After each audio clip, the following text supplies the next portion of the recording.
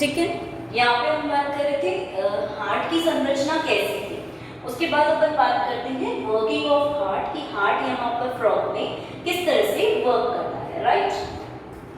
तो यहाँ हम देखते हैं सबसे पहले हमने देखा था कि ये तो राइट साइड है और ये लेफ्ट साइड है, ठीक है।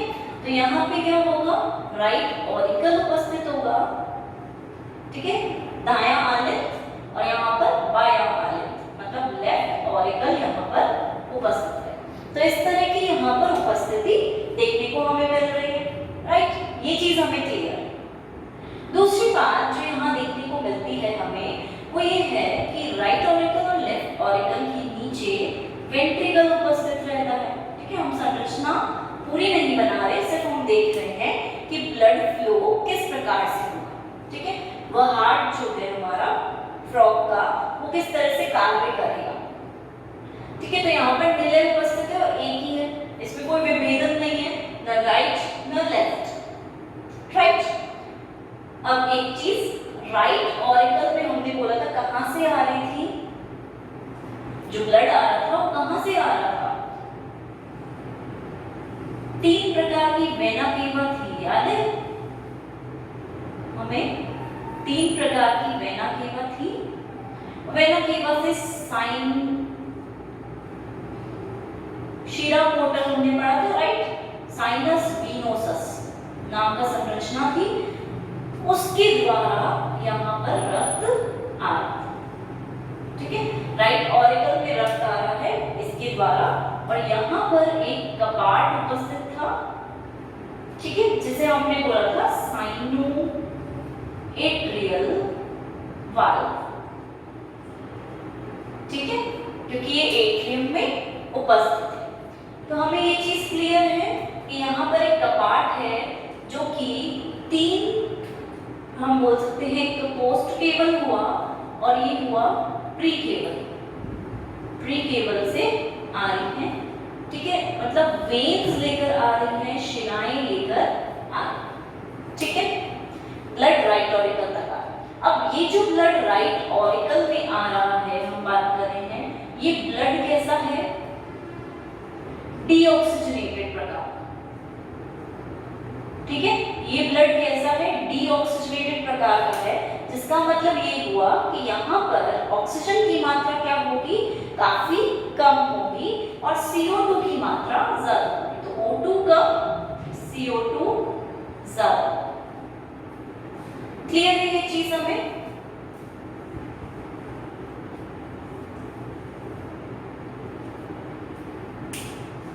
ठीक। दूसरी चीज हमने बोला ये राइट ऑरिकल, अब लेफ्ट ऑरिकल की बात करें। यहां पर हम बोल रहे थे जो पल्मोनरी वेन्स हैं, ठीक है, वो यहां तक ब्लड लेकर आ रहे हैं, तो इनको हमने बोला पल्मोनरी वेन्स। और पल्मोनरी वेन्स हैं, इसका मतलब क्या हुआ कि ये प्योर ब्लड, ऑक्सीजनेटेड ब्लड लेकर आए, ठीक है, ऑक्सीकृत ब्लड को लेकर आए, इसका मतलब हुआ कि ऑक्सीजन की मात्रा यहाँ पर ज्यादा है और CO2 की मात्रा काफी कम है, ठीक। ऑक्सीजनेटेड ब्लड को लेफ्ट ऑरिकल तक लेकर आ रहे हैं ये ब्लड, ठीक है। यहाँ पे हमने बोला तो कपाट उपस्थित नहीं होगा, ठीक है। अब हमने बोला कि यहाँ से ब्लड आया और यहाँ से भी ब्लड आया। अब ब्लड आया कहाँ पे, राइट में तो हम बोले डीऑक्सीजनेटेड प्रकार का ब्लड आया और लेफ्ट में ऑक्सीजनेटेड प्रकार का ब्लड आया। अब दोनों साइड में यहाँ पर एक एक कपाट उपस्थित होंगे, ठीक है, उन्हें हम बोलेंगे एट्रियोवेंट्रिकुलर वाल्व, क्योंकि वो क्या कर रहे हैं, एट्रियम को वेंट्रिक्यूल में खोल रहे हैं, ठीक है। क्लियर है। राइट ऑरिकल की अगर हमने बात की तो ये काफी बड़ा है, ठीक है, इस तरह से ये राइट ऑरिकल है, ये हमने बोला लेफ्ट ऑरिकल है जो थोड़ा छोटा है, और नीचे की तरफ हमने बोला वेंट्रिकल भाग उपस्थित, ठीक। मतलब हमने बोला यहाँ से आ रहा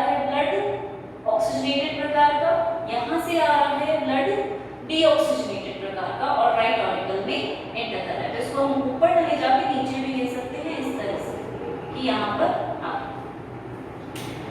अब ब्लड यहाँ तक आने के बाद यहाँ पर दो कपाट है, ठीक है, दोनों ही जगह पर यहाँ पर कपाट उपस्थित होंगे जिन्हें हमने बोला एट्रियोवेंट्रिकुलर वाल्व, ठीक है, क्योंकि ये एट्रियम से वेंट्रिकल में जाने में मदद करेगा। तो यहाँ से भी ब्लड आया यहाँ पे और यहाँ से भी ब्लड आया, क्योंकि प्रेशर बढ़ा, दाब बढ़ा, तो खुल गए ये वाल्व और यहाँ पर ब्लड आ।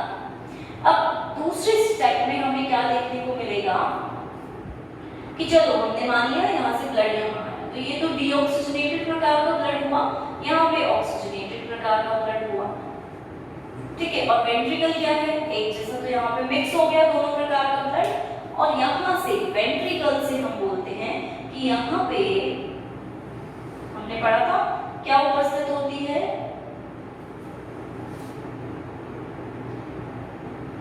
तो हमने पढ़ा था कोनस आर्टेरियोसस जैसी संरचना यहाँ पर पाई जाती है बीच में और ऊपर की तरफ खुलती है, याद है, ठीक है। तो उस संरचना के द्वारा हम बोलेंगे कि ब्लड पूरी बॉडी में यहाँ से जाता है।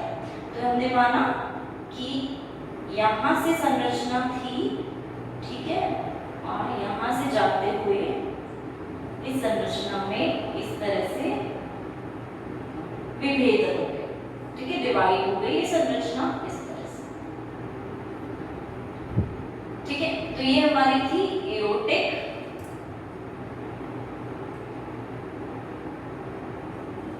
आर्चेस, ठीक है, एओर्टिक आर्चेस यहाँ पर खुलेंगी, चाप यहाँ पर खुलेंगी।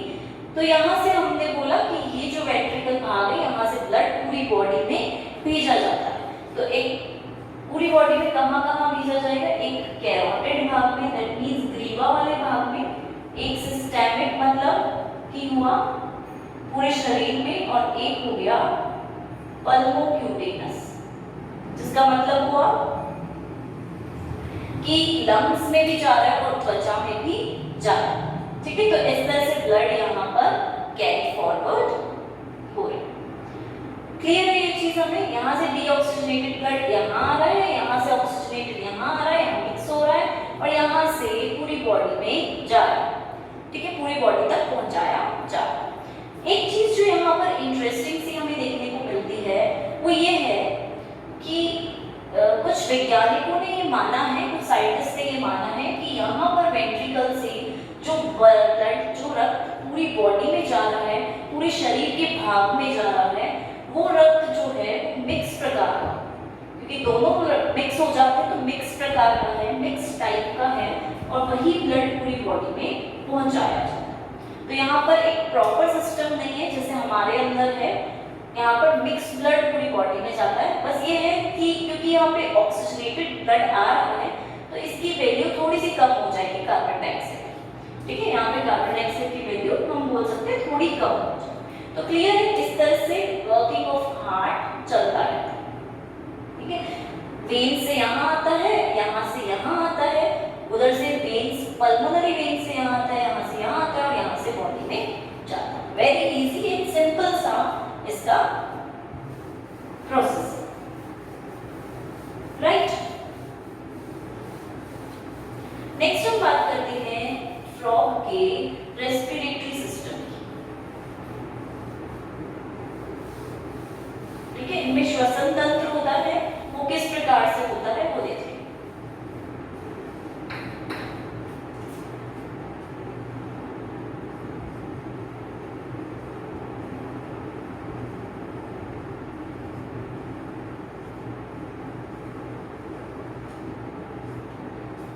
ठीक है, सबसे पहले तो बात करेंगे फ्रॉग्स की। तो ये किसमें आते हैं, एम्फीबियंस में आते हैं, ठीक है। तो एम्फीबियंस में आते हुए फ्रॉग में किस किस तरह से रेस्पिरेशन हो सकता है, राइट, वो चीज एक बार देख लेते हैं। तो सबसे पहले हम बोलेंगे स्किन से रेस्पिरेशन हो सकता है कि जो त्वचा है वहां से, लंग्स से रेस्पिरेशन की क्रिया हो सकती है, श्वसन क्रिया, ठीक है, फुफ्फुस से,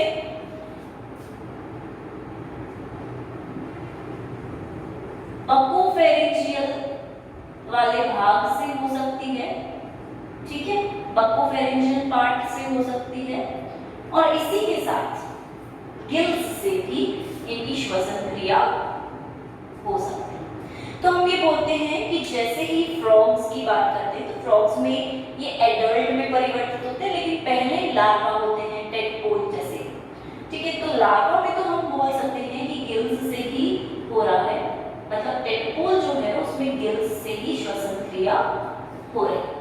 लेकिन एडल्ट्स में हम देखते हैं कि श्वसन क्रिया इन तीनों भागों से होती है। वयस्क जो होंगे उनमें स्किन भी यूज आएगी, लंग्स भी यूज आएंगे और ये भी यूज आएंगे। गिल्स क्या होते हैं, वहाँ पे खत्म हो जाते हैं, रिग्रेस हो जाते हैं, ठीक है, और उनकी जगह पे लंग्स बन जाते हैं। ठीक है, और धीरे धीरे स्किन से भी उसे लेना होता है क्योंकि वो बाहर आ जाता है, बाहर के एनवायरनमेंट में आ जाता है, तो तब उसे, क्योंकि वाटर में तो रहता नहीं है फ्रॉग, अब फ्रॉग है तो जब इसकी हम बोलते यंग स्टेज होती है, तो यंग स्टेज में तो ये सिर्फ वाटर में रहता है, पानी में ही रहता है, स्वच्छ जल में ही रहता है। लेकिन एडल्ट में ये किसी भी स्टेज में जा सकता है। तो अगर ये कहीं बाहर की तरफ होगा, ठीक है, कहीं लैंड पर होगा, तो तब उसे गिल्स की जरूरत ही नहीं, इसलिए लंग्स बन गए, स्किन बन गई, उस तरह से स्किन बनाई गई है। तो हम ये चीज बोल सकते हैं कि जब ये हाइबरनेशन और एस्टिवेशन में जाते हैं, समर स्लीप, विंटर स्लीप जिसे हम बोलते हैं, उस टाइम पे हम ये देखते हैं कि ये नीचे की तरफ छुप के रहते हैं, और उस टाइम पे स्किन बहुत हेल्पफुल रहती है इनके लिए श्वसन क्रिया परफॉर्म करने। ठीक है, तो इस तरह से एम्फीबियन में श्वसन क्रिया होती है। अब देख लेते हैं कौन कौन सी पार्ट्स से श्वसन क्रिया देखी जाती है।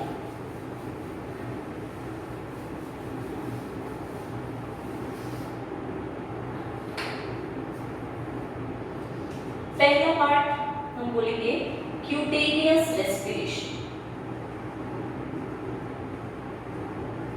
ठीक है, त्वचा के द्वारा श्वसन क्रिया हो रही है, तो हम उसको नाम देते हैं क्यूटेनियस रेस्पिरेशन। यहां देखेंगे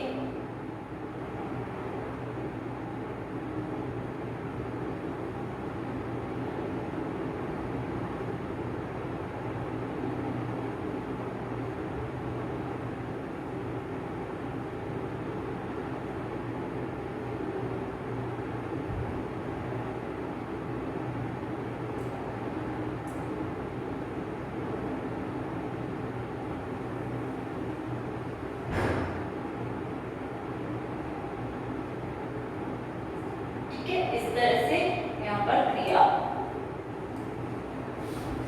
ठीक है, ये फ्रॉग बनाया है हमने, और यहाँ पर हम देखेंगे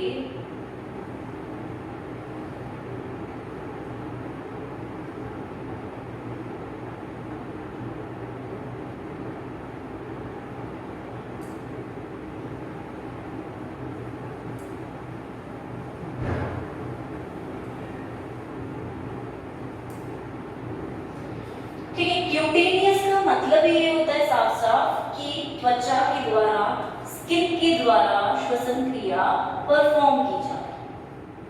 राइट, अब स्किन के द्वारा श्वसन क्रिया सबसे ज्यादा कब होगी, जब वो वाटर से, जल के से बाहर की तरफ रहे। ठीक है, जैसे हमने बोला कि हाइबरनेशन और एस्टिवेशन के टाइम पे, हाइबरनेशन तो हुआ विंटर स्लीप, सर्दियों के समय पे ये स्लीप करते हैं उस टाइम पे, और एस्टिवेशन हुआ समर स्लीप, गर्मियों के टाइम पे ये जो स्लीप करते हैं। ठीक है, तो इन दोनों ही प्रकार के स्लीप के दौरान ये क्या करते हैं, या तो जल के बिल्कुल नीचे की तरफ चले जाते हैं। ठीक है, दो ऑप्शन होते हैं उनके पास दोनों में ही, या तो वाटर के बिल्कुल लोअर लेवल पर चले जाते हैं, निचले हिस्से पर। ठीक, या फिर दूसरा ऑप्शन ये होता है इनके पास कि ये मड में, गीली मिट्टी जो होती है, ठीक है, वेट जो मड होती है उसमें नीचे की तरफ जाकर छुप जाते हैं। ठीक है, इन दोनों ही कंडीशन में हम क्या बोल रहे हैं, इनका कांटेक्ट कहां से नहीं है, बाहर की एयर से कोई कांटेक्ट नहीं है। ठीक है, बाहर की एयर से यहाँ पे इन दोनों ही कंडीशन में कोई भी कांटेक्ट देखने को नहीं है। अब क्योंकि ये एडल्ट में परिवर्तित हुए हैं, इन्हें हम एडल्ट फ्रॉग बोलते हैं, वयस्क मेंढक बोलते हैं। तो एडल्ट में हम देखते हैं इनकी स्किन जो होती है, इनकी जो त्वचा होती है वो काफी चेंज होती है, उसमें काफी बदलाव देखने को मिल जाते हैं। तो हम उनकी स्किन में देखते हैं कि बहुत सारी ब्लड वेसल्स जो होते हैं उनका फॉर्मेशन यहाँ होता है। ठीक है, तो यहाँ पे हम देखेंगे क्यूटेनियस बोला है ना हमने इसे, तो त्वचा में ही काफी सारी ब्लड वेसल्स फैल जाती हैं, बहुत थिक लेयर बना लेती है ये, जिससे कि ये अगर हम बोल रहे हैं कि सपोज वाटर की बात कर रहे हैं, तो वाटर में अगर O2 सपोज मिक्स होता है, ठीक है, ऑक्सीजन वाटर में हम बोलते हैं जल में घुलनशील अवस्था में पाई जाती है, तो यहाँ से O2 को ये अंदर की तरफ ले जाते हैं। वाटर जैसे ही इसकी स्किन के कांटेक्ट पे आएगा, O2 को ये सारी ब्लड वेसल्स ले लेगी ऑक्सीजन को अंदर डिफ्यूजन की क्रिया के द्वारा, विसरण विधि द्वारा, क्योंकि बाहर ऑक्सीजन का अमाउंट ज्यादा है तो अंदर की तरफ ले लेगी। ठीक है, तो ऑक्सीजन अंदर चली जाएगी इन ब्लड वेसल्स के द्वारा। दूसरे स्टेप में क्या होगा कि यही ब्लड वेसल्स अंदर से पूरी कोशिकाओं से लाकर CO2 को यहाँ देगी। ठीक है, CO2 को यहाँ देगी और अगेन वही विसरण विधि के द्वारा कार्बन डाइऑक्साइड को बाहर की तरफ रिलीज कर दिया जाएगा, जिसका मतलब हो कि कार्बन डाइऑक्साइड को बाहर की तरफ छोड़ दिया जाएगा। तो इस तरह की क्यूटेनियस रेस्पिरेशन यहाँ देखने को मिलेगी कि स्किन के द्वारा ही यहाँ रेस्पिरेशन क्रिया हो रही है। और वाटर कहाँ से कर रहे हैं, क्योंकि गीली मिट्टी है, तो गीली मिट्टी में वाटर रहता ही है थोड़ा बहुत, तो वहां से इन्हें जल मिल जाता है।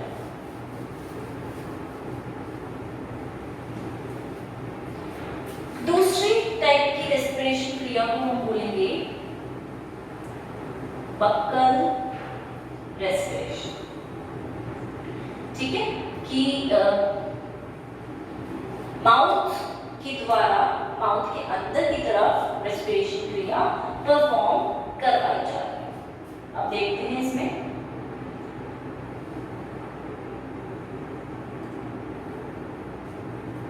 क्या होता है।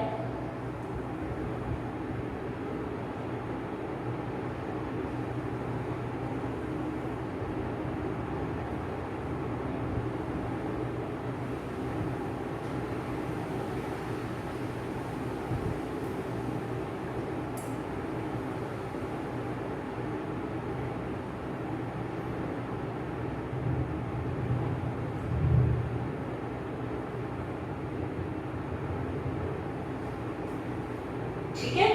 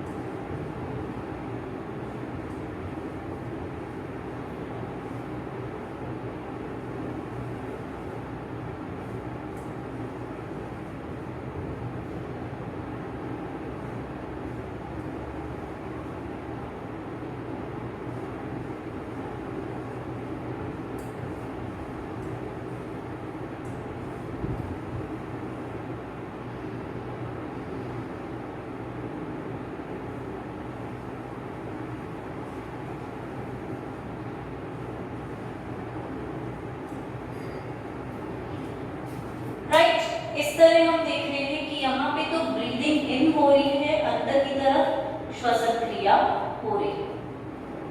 ठीक है, यहाँ हो रही है ब्रीदिंग आउट, बाहर की तरफ श्वसन क्रिया, जिसका साफ साफ मतलब क्या हुआ कि ये हुआ इंस्पायरेशन की क्रिया और ये हुई एक्सपायरेशन।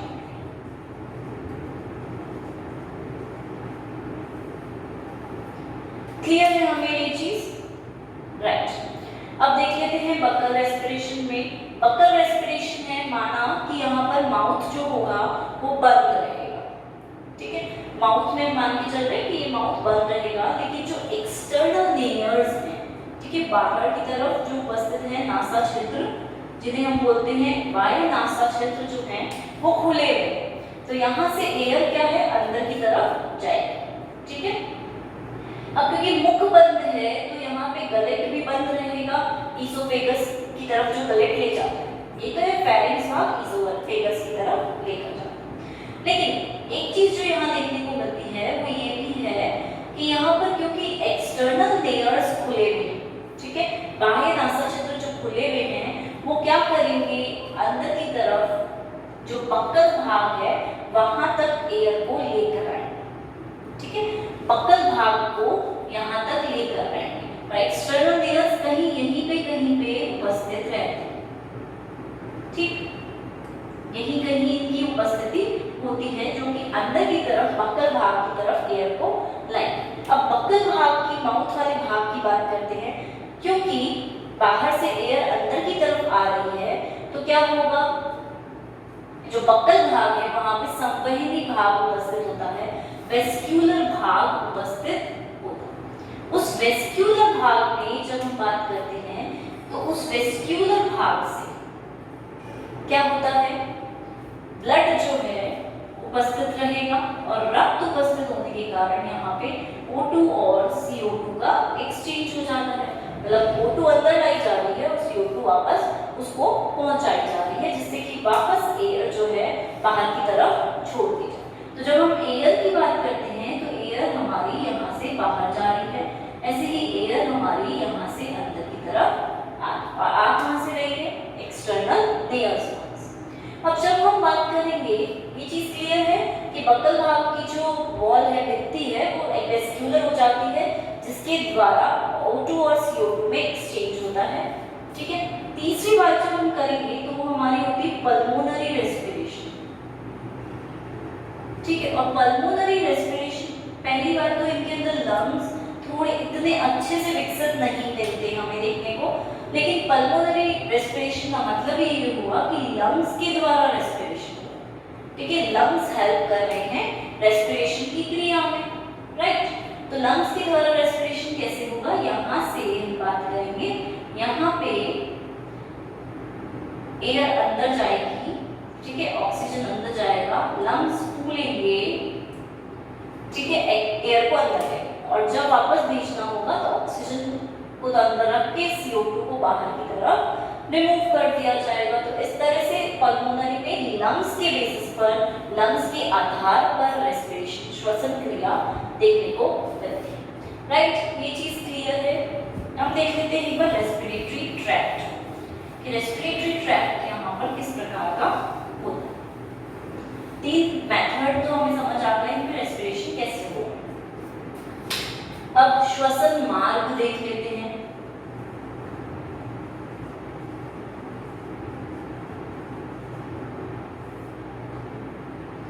तो सबसे पहले हम बात करेंगे एक्सटर्नल लेयर्स की, देन नेसल चैम्बर की, देन इंटरनल लेयर्स की, देन बक्कल पार्ट की, फेरिंक्स भाग की बात नहीं करते हैं यहाँ पर, क्योंकि हम रेस्पिरेटरी ट्रैक्ट की देखते हैं। बक्कल पार्ट की, बक्कल पार्ट से हम देखते हैं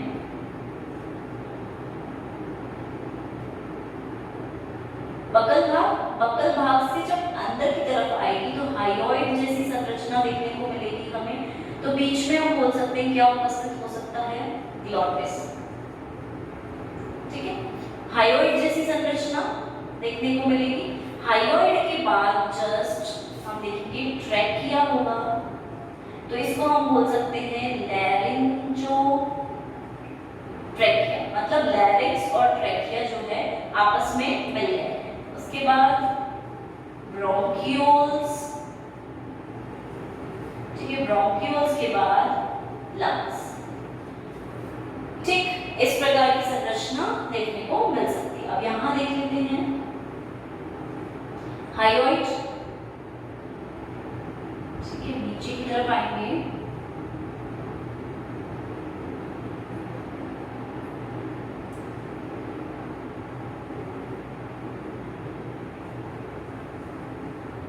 तो यहाँ मिलेगा हमें ग्लॉटिस, क्योंकि इससे अटैचमेंट है इसका, ठीक है। और फिर नीचे की तरफ आएंगे तो देखने को मिलेगा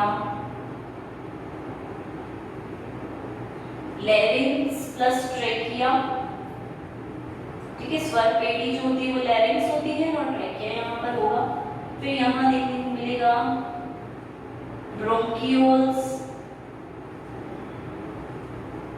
और फिर यहाँ देखने को मिलेंगे lungs.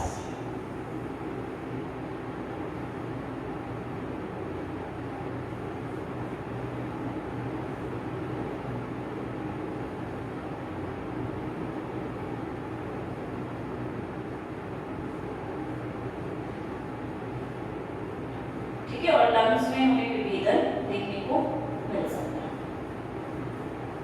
Right and left lung में डिवाइडेड।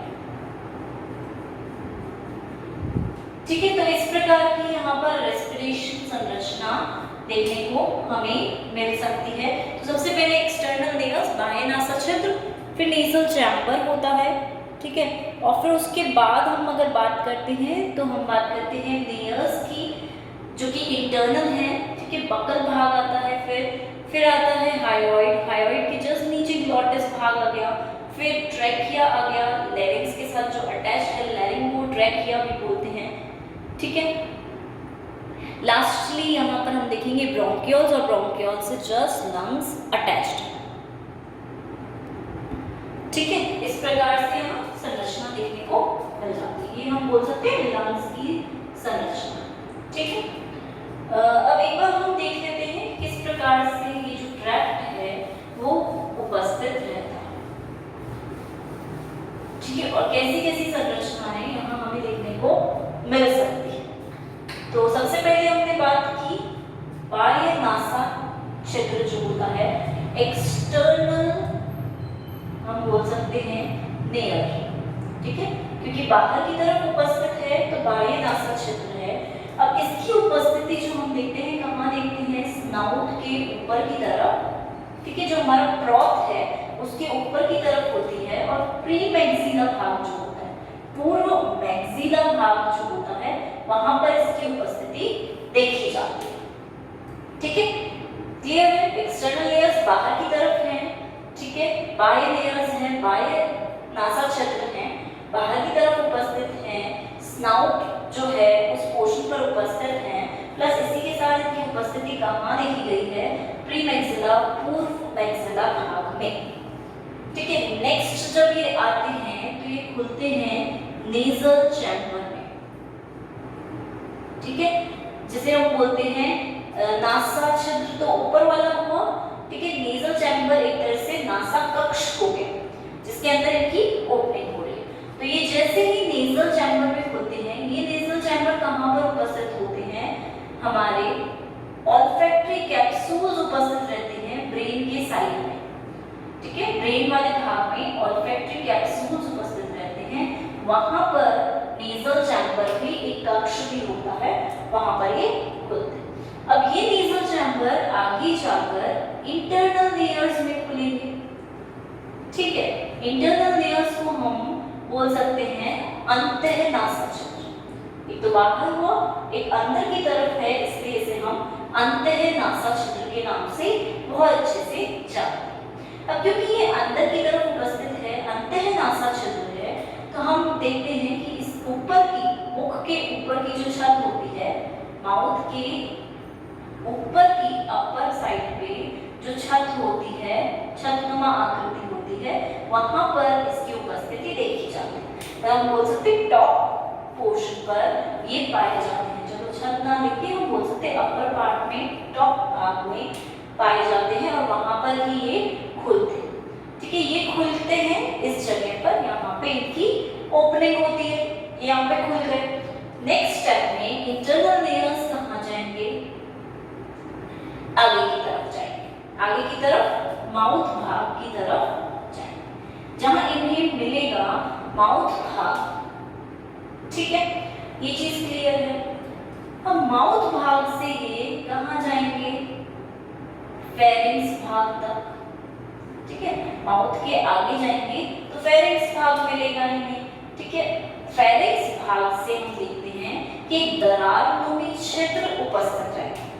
फेरिंक्स भाग से दरारनुमा एक क्षेत्र निकलता है नीचे की तरफ, पश्च भाग की तरफ, जिसे हमने नाम दिया है ग्लॉटिस। ठीक है, यहां से ग्लॉटिस आया। ठीक है, ग्लॉटिस में ओपन। ठीक है, अब ये ग्लॉटिस उपस्थित कहां होता है, हायोइड मेम्ब्रेन। और ग्लॉटिस क्या है, एक दरारनुमा क्षेत्र। ग्लॉटिस कहां ओपन करेगा, ये एक तरह से हम बोल सकते हैं कंठ द्वार है।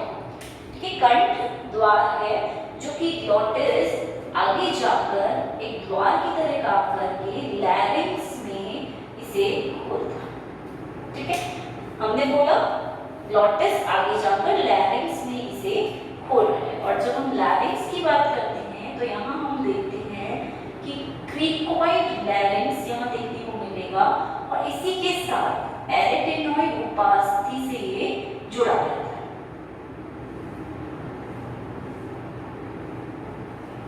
ठीक है, मतलब ये चीज हमें क्लियर हो गई कि यहाँ पर लैरिंक्स वाले भाग में ही, लैरिंक्स वाले भाग में छल्लेदार छलनी जैसे, छल्ले जैसे, ठीक है, छल्लेनुमा रिंग्स यहाँ उपस्थित होती हैं, उनको हम बोलते हैं क्रिकोइड रिंग्स। ठीक है, क्योंकि छल्ले के जैसे समान संरचना यहाँ है, और एरिटेनॉइड उपास्थि से ये जुड़े रहते हैं। ठीक है, सब बूंद होती है उसके द्वारा ये जुड़े रहते हैं। अब लैरिंक्स की बात की तो लैरिंक्स के लिए जस्ट नीचे वाले भाग की तरफ एक चीज तो समझ आ गई हमें कि लैरिंक्स क्रिकोइड रिंग्स इस पे उपस्थित रहती है गोल गोल गोल आकार में, और एरिटेनॉइड उपास्थि या कार्टिलेज के द्वारा ये जुड़े रहते हैं। ठीक है, अब लैरिंक्स से नीचे की तरफ जब जाएंगे तो लैरिंक्स के पास ही वोकल कॉर्ड्स उपस्थित रहते हैं, जो कि दो होते हैं, पेयर में होते हैं, और क्रिकोइड बोन जो है उसके दोनों तरफ इनकी उपस्थिति देखी जाएगी। ठीक है, और वोकल कॉर्ड्स का काम क्या होता है, आवाज करना, जिसे हम बोलते हैं टर टर आवाज जो आती है वो इन्हीं के कारण आती है। तो इनका साउंड निकालने का वे है, इनका कार्य है ये साउंड को निकाल सके बाहर की तरफ। ठीक है, दूसरी चीज जो यहाँ देखने को हमें मिल रही है, वोकल कॉर्ड्स चलो साउंड में यूज आ रहा है। लैरिंक्स से साउंड कैसे बन रही है, कैसे आएगी, ये चीज भी देखने लायक है कि जब हमारे जो लंग्स होंगे नीचे की तरफ, फुफ्फुस जो होंगे, वो जैसे ही पूरी एयर अंदर की तरफ भरेंगे तो जाएगी कहाँ से, यहीं से। ठीक है, तो यहाँ से एयर जाएगी, प्रेशर पड़ेगा, दाब पड़ेगा, तो ये आवाज निकालते हैं। बाहर की तरफ जब लंग्स बाहर की तरफ एयर को भेजेंगे, CO2 बाहर निकालेंगे, तब भी यहाँ प्रेशर पड़ेगा और यहाँ से साउंड आ सकती है। ठीक है, अब लैरिंक्स आगे जाकर खुलेंगे किसमें, लैरेंजो ट्रैकियल चैम्बर। ठीक है, कक्ष में खुलेंगे जिसे हम बोलते हैं लैरेंजो ट्रैकियल चैम्बर। क्यों हमने इसको नाम दिया लैरेंजो ट्रैकियल, क्योंकि लैरिंक्स ट्रैकियल के साथ मिला हुआ है और एक कक्ष बना रहा है, इसलिए हमने इसको नाम दे दिया लैरेंजो ट्रैकियल चैम्बर। राइट, अब देखते हैं आगे की तरफ। ये लैरेंजो ट्रैकियल चैम्बर जो है ये आगे की तरफ किसमें खुलेंगे, ब्रोंकस भाग में। ठीक है, ब्रोंकस भाग क्या है, ब्रांचिंग पार्ट है। राइट, अब ब्रोंकस भाग से आगे की तरफ जब बढ़ेंगे तो लंग्स उपस्थित है, जो कि दो है, पेयर्स में है। ठीक है, तो लंग्स की संरचना देखने को मिलेगी। अब लंग्स की जब हम बात करते हैं तो लंग्स में पेरी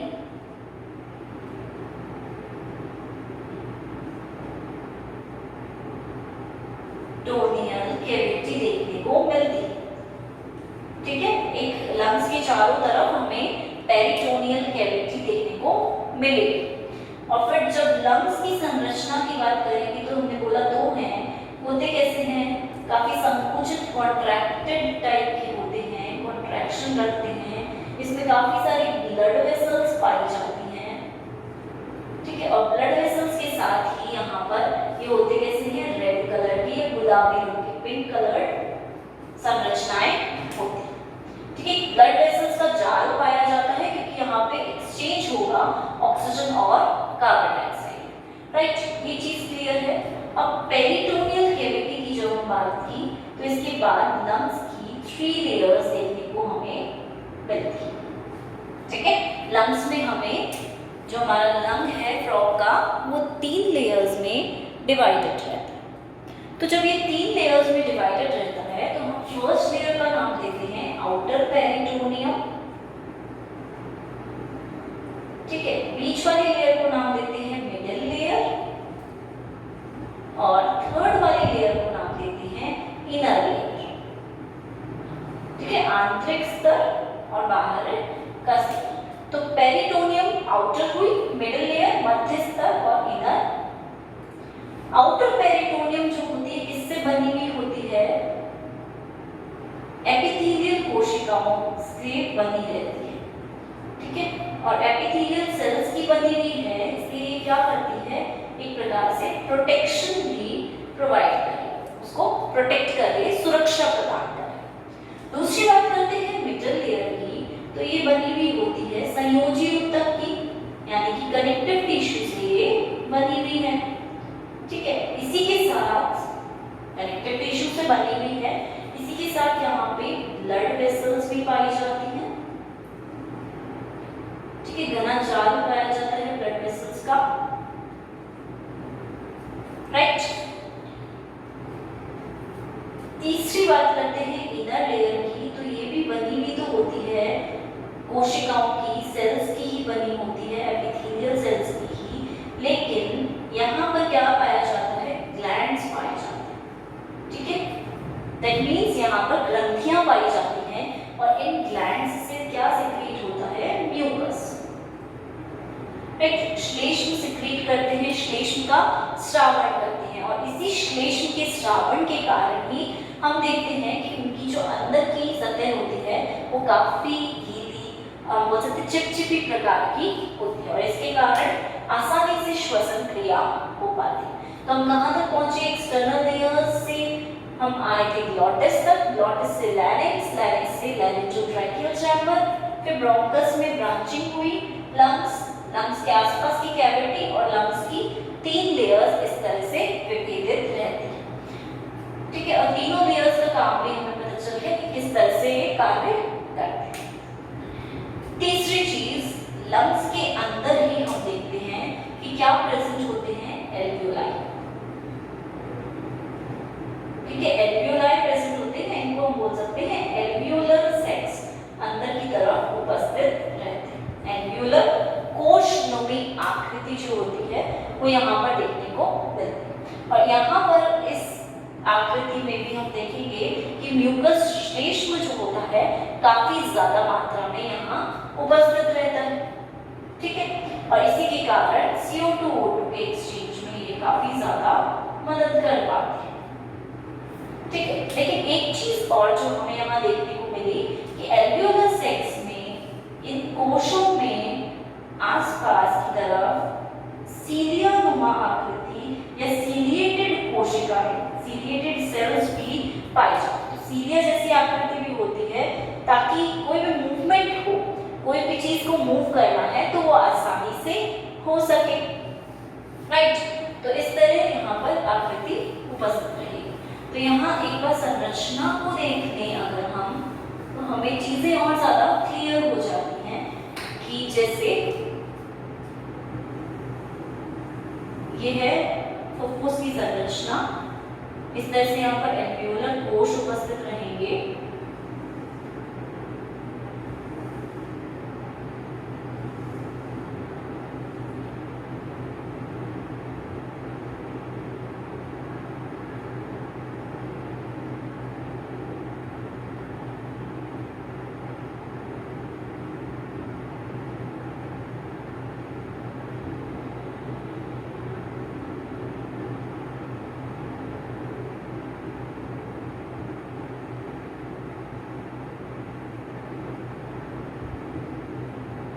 राइट। तो ये संरचना सब तरफ से इस तरह से ही रहेगी।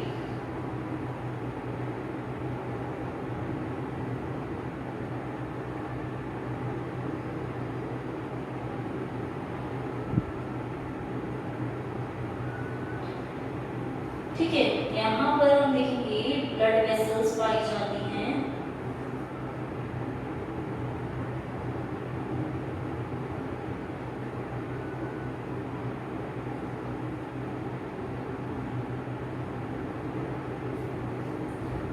ठीक है, तो ये हमने देखा ये एल्वियोलर सैक है, कोश है। ठीक है, इसको डिवाइड करने वाली लेयर को हम बोलेंगे सेप्टा। ठीक है, इनकी चारों तरफ कोशिकाएं पाई जाएंगी एपिथेलियल सेल्स की, उपकला कोशिकाएं, तो उनको हम बोलेंगे कोट सेल्स, एपिथेलियल सेल्स। ठीक है, अंदर की तरफ हम देखेंगे यहाँ पर कनेक्टिव टिश्यू भी पाया जाएगा, संयोजी ऊतक जिसे हम बोलते हैं, उसकी उपस्थिति देखी जाएगी। इसी के साथ ब्लड वेसल्स भी काफी अधिक मात्रा में यहाँ देखने को मिले। ठीक है, कुछ सेल्स पर हम देखेंगे सीलिया है, तो सीलिएटेड कोशिकाएं भी उपस्थित रहेंगी, तो सीलिएटेड सेल्स भी देखने को मिले। तो इस प्रकार से पीएस ऑफ लंग, फुफ्फुस का जो पीएस संरचना होती है वो हमें आसानी से देखने को मिल जाती है, राइट। तो यहाँ पर इस तरह से ब्लड वेसल्स की उपस्थिति देख सकते हैं। ठीक है, तो ये हमें पता है कि एल्वियोलर कोश जो है उनमें ये चीज खुल रही है।